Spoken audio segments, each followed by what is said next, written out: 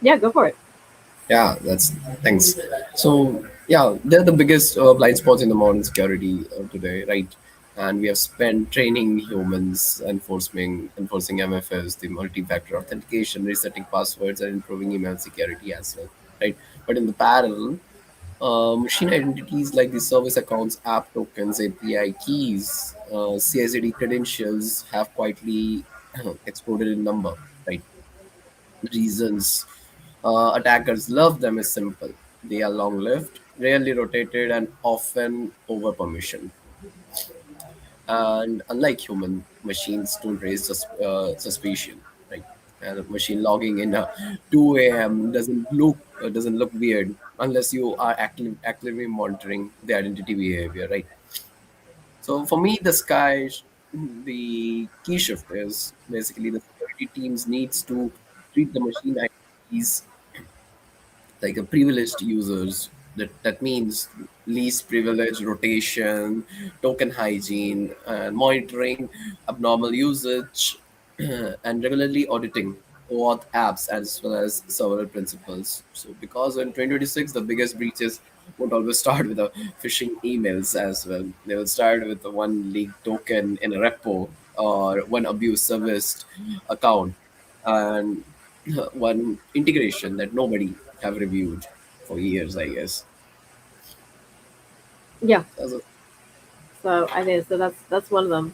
Let's move on to our next. So the next one, and this is definitely my domain because again I come at this from the law school side of it, is we've got regulatory landscape and sort of the tightening mandate. So in the U.S. we have the FTC, so phishing resistant MFA for privileged access, help desk controls, now reasonable security, and AI transparency rules. Will kind of so there'll be a lot more in terms of AI governance coming into effect. I mean, for example, within both IAPP and the CompTIA have both added new credentials for certifications. So you now have GRAI, so the AI governance certification, and now you have instead of just SEC Plus for the security exam, now you have SEC AI Plus, or SEC Plus AI. So you've got these new AI credentials kind of coming online. Obviously, two of our speakers are based in Europe and one in India, so we've got this covered. So my understanding is the GDPR is going to have more of a 72-hour breach notification, so much stricter. Data minimization and encrypted now are sort of becoming mandatory baselines. And in India, the DPDP service 30-day notification, help desk credential reset verification is mandatory, and data protection board enforcing starting this quarter of 2026 and beyond. And so regulators are moving from reactive to prescriptive. So now compliance equals security and sort of that sort of same investment. And then moving that on to the cost of prevention. So there's a 12 to 1 ROI for investing in the infrastructure to protect, which can cost around $1 million, kind of in that range, a little less, a little more. But the cost of one breach is $1 to $5 million for ransomware. For IR and recovery, you're $500,000 to $2 million. For fines, you can be at $1 million to $50 million plus. And then the disruption and churn that's going to come to a business and from like that loss of trust and loss of customers could be anywhere from 5 to 100 million. So that total of $8 million to $150 million, brings that a $1.7 million investment can prevent over $20 million plus in loss. Again, yielding that 12 to 1 ROI. So then the idea here is that we have done a lot of things for a long time, and we oftentimes continue to do things because they've just always worked in the past. But now it's time to start thinking about not just what to do, but perhaps what to stop doing. And this is another point that I'll pause and get feedback from our panel. Is that stop push notification MFA alone. So shift to phishing resistant, FIDO2 and web authentication, stop perimeter first defense, and shift investment to identity layer. Stop annual security training and shift to continuous microlearning and simulations. Stop signature-based malware detection and shift to behavioral EDR. Stop trusting vendors by default and implement SSPM and continuous auditing. Stop expecting users to stop phishing and shift to structural controls and device code prevention. Stop live backups in production and shift to immutable air-gapped storage. And stop thinking prevention and start thinking resilience. So assume a breach and focus on speed and recovery. So again, this is now where I'll turn it to you for comment and input. Cyan, we'll start with you. Right at the top of the screen. Yeah. Can you just tell me the question again? I didn't hear you. Oh, we're just commenting on this section of what we're talking about, things that what's become obsolete in defense, like things that we can do better, things that we've always done, and we just do them because we've just always done it that way, and ways to start thinking about new ways of doing things or how to evolve things. I particularly like the one about the don't think of preventing, but think more in terms of resilience. And I also like the idea of continuous auditing and continuous microlearning. Yeah. So, like, uh, adding to the fear that's removing outdated habits, the biggest change in the security today is the attacker have the automation and the AI, right? And so, if our defenses are still designed for the manual attacks, we will lose, obviously. And the first shift is the identity. And push notification MFA alone is not enough anymore because of MFA fatigue and social engineering. We need phishing resistance authentication like FIDO2 as well, and web authentication and stronger identity controls as well. Like, so we need an behavioral EDR, an identity-driven detection that catches abnormal usage patterns by monitoring their mouse movements or the keyboard key movements as well, right? Not just known for the bad files. Like, and the third shift is resilience. We must stop thinking only in the terms of prevention. We need to assume breach, protect backups with immutable storage, and focus on speed on containment and recovery, right? So overall, the message is simple. Basically, stop relying on controls that require human to be perfect and start building systems where security works even when the humans are busy, tired, and under pressure as well, like the automation type things also. Yeah, I see enormous value in that. What I like about this slide, Philippa, is that it reframes security maturity. Most of those aren't about adding new tools, they are about removing assumptions. So, especially the shift from push MFA and perimeter thinking to identity and resilience. So, in 2025, we saw that prevention alone failed quietly. The teams that did well were the ones that could contain and recover fast. Absolutely, that was a key takeaway in our last session. Was that if they could reduce the kind of the average time and the baseline and get ahead of it, then they were winning. So it's never because it's always a balance of how much are we investing in our time, our resources, our attention, our staff, our money, into cybersecurity defense. So it's never going to be perfect because you have a business to run and you have real lives and real humans in the mix, and now we have all sorts of AI being sort of used against us. So it really is about I like the idea, like it's going to happen. So how are we going to how are we handling it? How are we assuming the breach? And then that focus on the recovery. So I 100% agree with what you just said. Absolutely. Demir? Yes, definitely FIDO. There are multiple FIDO authenticators, like I just sent YubiKey or Google Titan. Those are like portable devices. You can use like OTP or any other smart cards are also some security version of FIDO. So they are very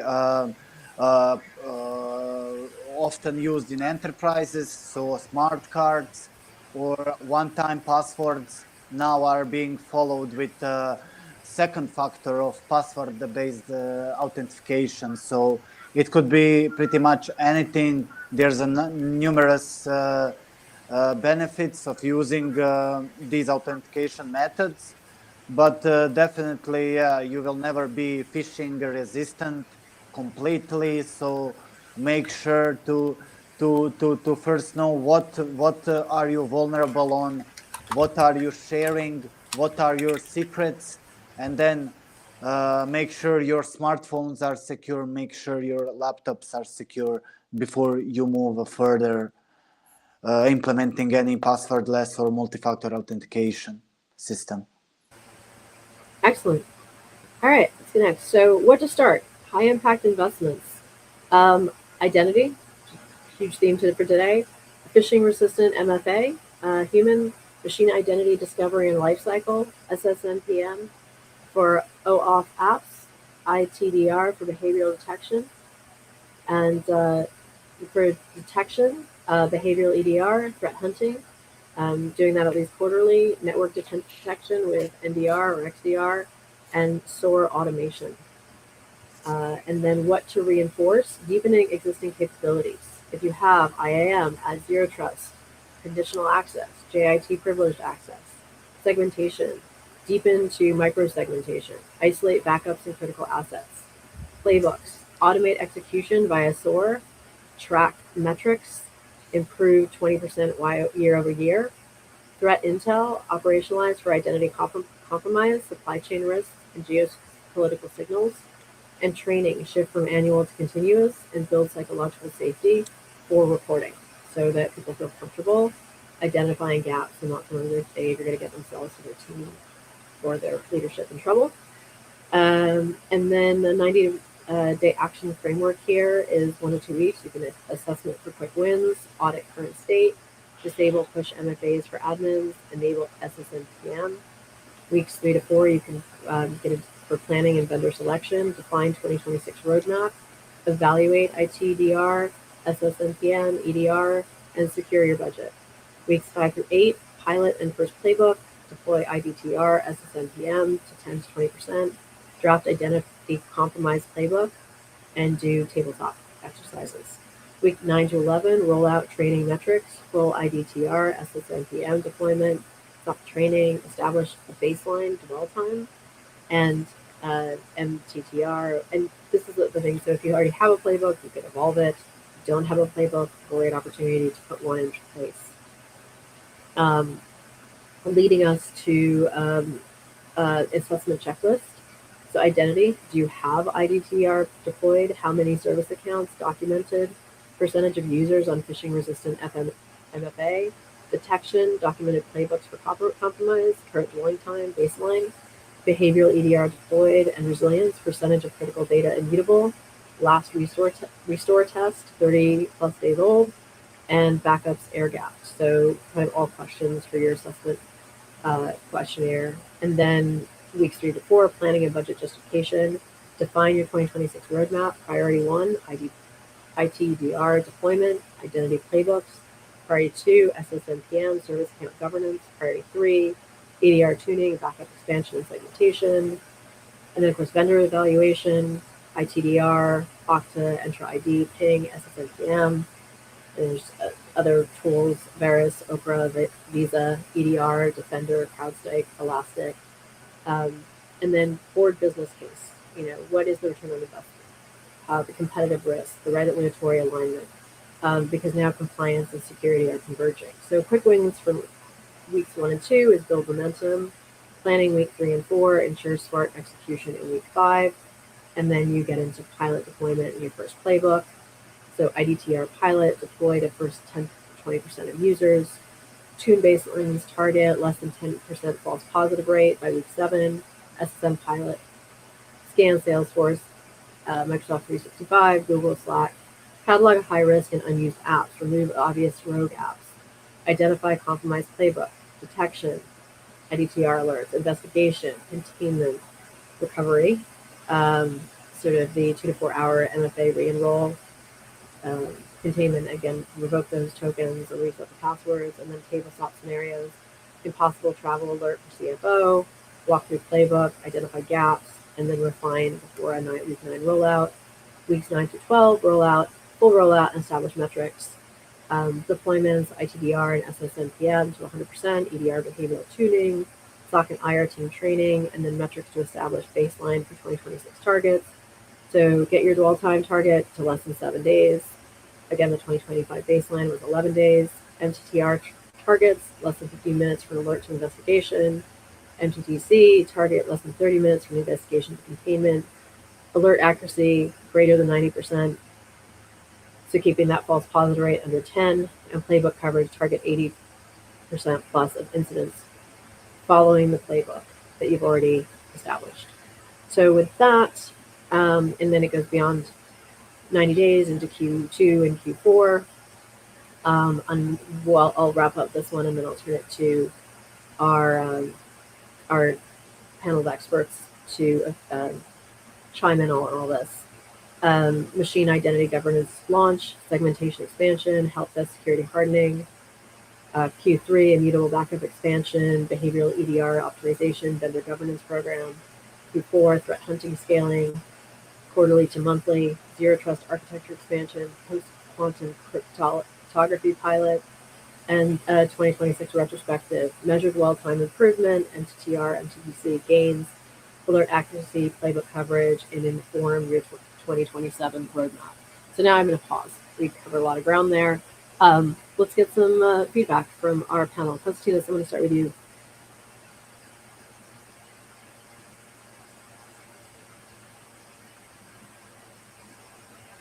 Of what you would add to a 90-day playbook or plan that includes playbooks. Oh, well, definitely I would go with XDR. I think it's a unified platform available all over the place, whether you use a stack including endpoints, cloud, network, emails, or identities. I think it's necessary to choose EDR at first for endpoints, and later in as you advance, like you advance from DevOps to SecOps, and now we have DevSecOps.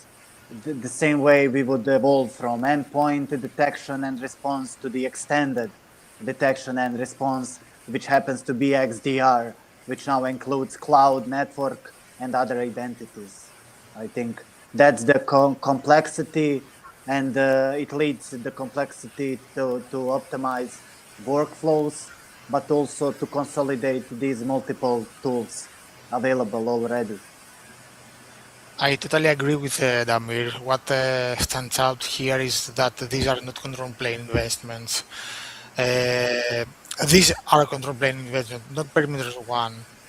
Identity, machine identity, self governance, and behavioral detection are where breaches were actually won or lost in 2025. None of these assume perfect prevention. They assume a compromise and focus on limiting blast radius and speeding containment.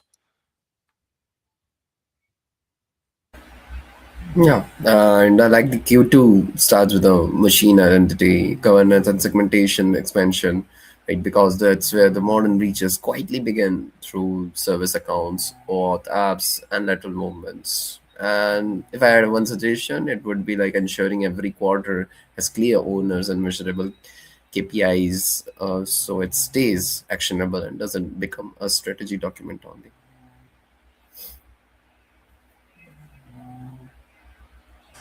Yeah, and I think what you're saying about living documents is important. These are not just, I think they also say that about contracts, that they kind of go into the drawer until there's a problem, and then everybody looks at, sort of everything from where's the comma.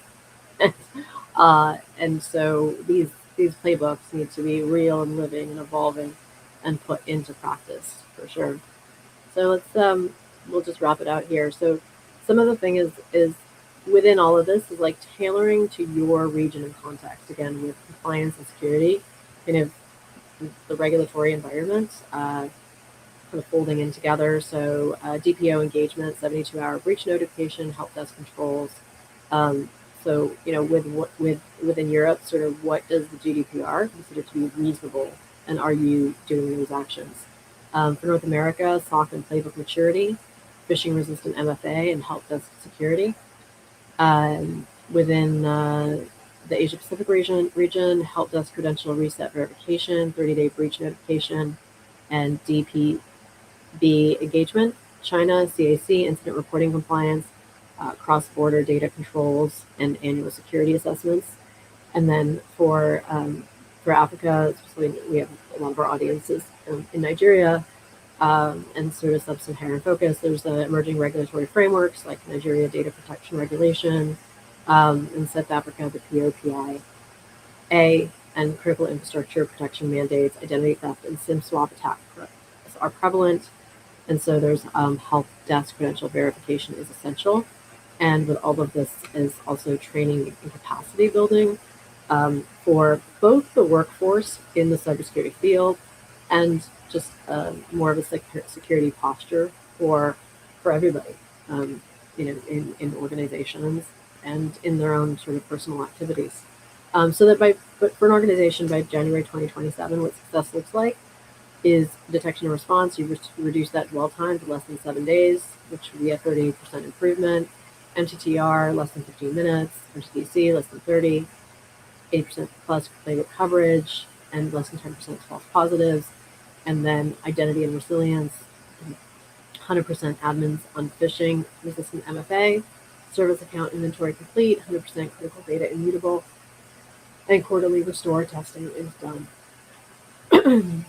Which leads us to a bottom line. 2026 requires action now. The threats will accelerate. AI-enabled attacks, identity abuse, and supply chain risks will be 5 to 10% more prevalent. Regulatory tightening, FTC, GDPR, India, DPDP, China CAC.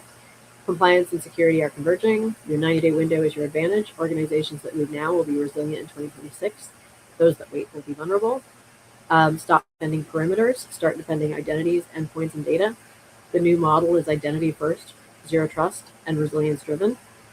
And what we just haven't really totally covered, but we'll continue to cover in follow-up sessions is just following those frameworks. So the NIST framework is a great place to start, and obviously there's ISO, all sorts of different ISO frameworks, which are more sort of applicable in regulated industries and globally, as well as the CIS controls.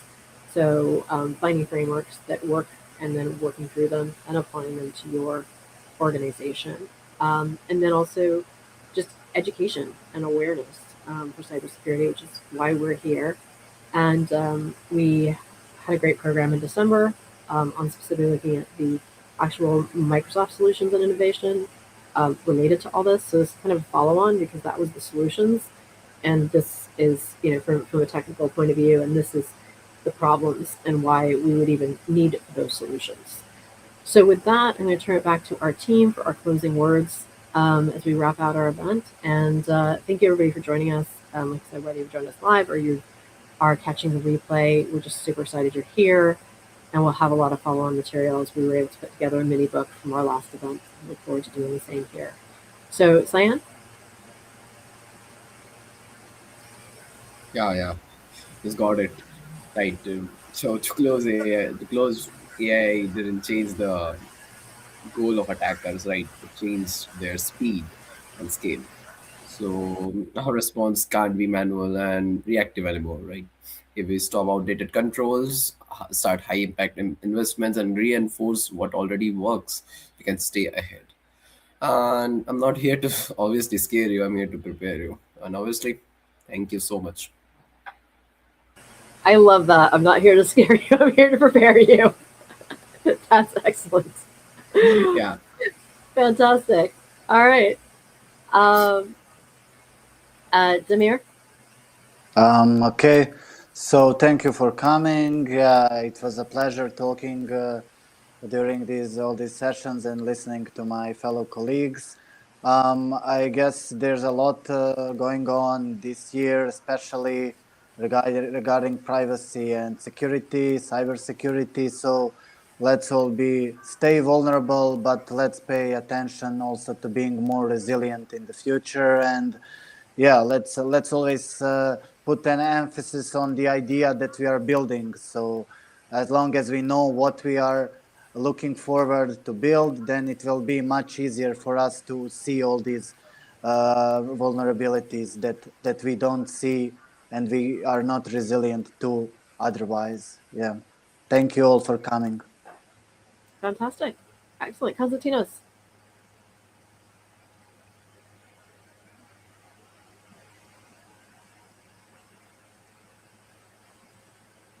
And that's if you are able to come back on camera and online.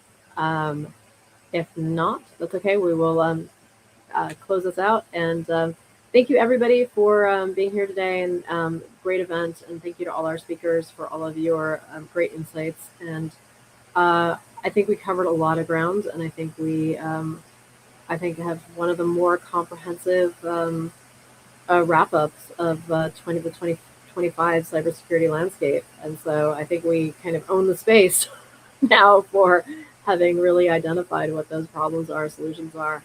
And so I'm excited to, now start repurposing this information and sharing it in other ways, because as I said, I think we have just owned the corner on this and done a great job of summarizing it and, what went past and really kind of identifying and forecasting, where we are and where we need to go next to fully prepare for 2026 and beyond. So thank you again, everyone, and we will look forward to seeing you next time. And I'll always say, whatever if you're on YouTube or you're on LinkedIn, definitely like and subscribe. And the Luma link is in the description, and encourage you to connect with all our speakers on LinkedIn. Every one of their names goes right to their LinkedIn profile. So encourage you to stay connected with us, and we'll see you next time. Right.